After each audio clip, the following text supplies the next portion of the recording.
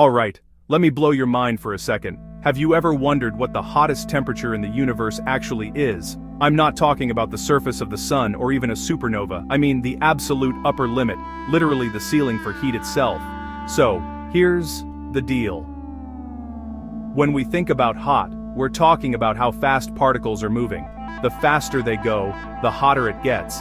But there's a catch. Particles can only move so fast before the laws of physics freak out.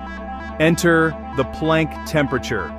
It's about 1.416808 x 1032 Kelvin. Yeah, that's a 1 with 32 zeros after it. At this mind-melting temperature, things get really weird. If you tried to heat stuff beyond the Planck temperature, the energy crammed into such a tiny space would be so intense, it'd create a black hole. In other words, you can't make anything hotter, because reality itself starts to break down. To put it in perspective, the core of the sun is a balmy 15 million Kelvin. The Large Hadron Collider smashes particles to trillions of Kelvin.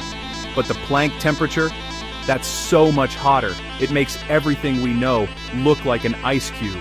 No known process in the current universe gets anywhere close to this temperature. The only time it might have existed was a fraction of a second after the Big Bang. If we ever learn what happens at the Planck temperature, we'll unlock the mysteries of quantum gravity. And maybe, just maybe, the secrets of the entire universe.